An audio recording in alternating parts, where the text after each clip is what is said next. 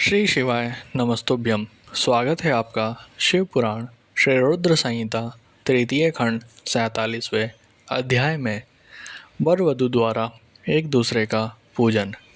ब्रह्मा जी बोले, हे नारद, गिरिराज हिमालय ने उत्साहपूर्वक वेद मंत्रों द्वारा पार्वती और शिवजी को उपस्नान करवाया। तत्पश्चात वैदिक और लौकिक आचार रीति का पालन करते हुए भगवान शिव द्वारा लाए गए वस्त्रों एवं आभूषणों से गिरिजानंदिनी देवी पार्वती को सजाया गया।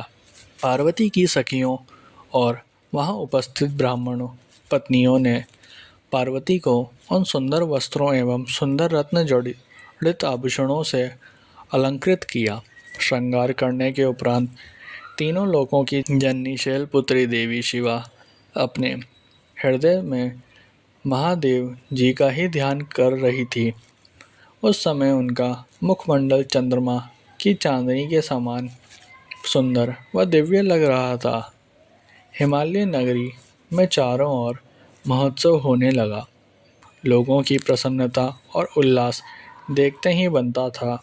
उस समय वहाँ हिमालय ने शास्त्रोक्त रीति से लोगों को बहुत दान दिया और अन्य वस्तुएं भी बांटी। गिरिराज हिमालय के राजपुरोहित मुनि गर्ग जी ने हिमालय से कहा कि हे पर्वतराज, लग्न का समय बहुत हो रहा है। आप भगवान शिव तथा अन्य सभी बारातियों को यथाशीघ्र यहाँ बुला लें।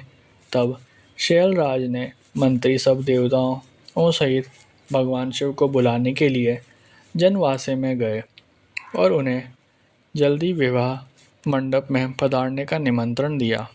उन्होंने शिवजी से कहा कि प्रभु, कन्यादान का समय नज़दीक आ गया है। वर और कन्या को पंडित जी बुला रहे हैं। तब भगवान सुंदर वस्त्र आभूषणों से सुसज्जित होकर अपने वाहन नंदी पर बैठकर सब देवताओं और ऋषि मुनियों के साथ मंडप की ओर चल दिए। साथ में उनके गण भी अपने स्वामी भगवान शिव की जय जयकार करते हुए नाचते गाते चलने लगे। शिवजी के मस्तक पर छत्र था और चारों ओर चमर डुलाया जा रहा था। महान उत्सव हो रहा था। शंख, बेरी, पटह, आनक, गोमुख बाजे बज रहे थे।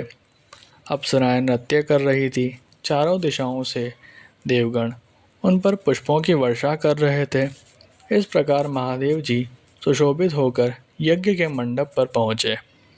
मंडप के द्वार पर उनकी प्रतीक्षा कर रहे पर्वतों ने आदरपूर्वक उन्हें नंदीवर से उतारा और भीतर ले गए। शैलराज हिमालय ने भक्तिपूर्वक उन्हें नमस्कार किया और विधि विधान के अनुसार उनकी आरती उतारी। उन्होंने भगवान श्री हरि, विष्णु, मुझे तथा सदाशिव को पाग अर्घ्य दिया और सुंदर उत्तम आसनों पर हमें बैठाया। तत्पश्चात शैलराज प्रिया देवी, मैना, ब्राह्मण, स्त्रियां व पुरवासिनी के साथ वहां पधारी। उन्होंने अपने दामाद भगवान शिव की आरती उतारी और उनका मधुपर्क से पूजन किया तथा सारे मंगलमय कार्य संपन्न किए। तत्पश्चात शैलराज हिमालय मुझे विष्णु जी व भगवान शिव को साथ लेकर उस स्थान पर गए जहाँ देवी पार्वती वेदी पर बैठी हुई थी। तब वहाँ बैठे सभी ऋषि मुनि, समस्त देवता व अन्य देवगण उत्सुकता से शिव पार्वती के लग्न की प्रतीक्षा करने लगे। हिमालय के कुलगुरु श्री गर्ग जी ने पार्वती जी की अंजलि में चावल भरकर शिवजी के ऊपर अक्षत डाले। तत्पश्चात पार्वती जी ने दही, अक्षत, कुश और जल से आदरपूर्वक भगवान शिव का पूजन किया। पूजन करते समय प्रसन्नतापूर्वक पार्वती भगवान शिव के दिव्य स्वरूप को निहार रही थी।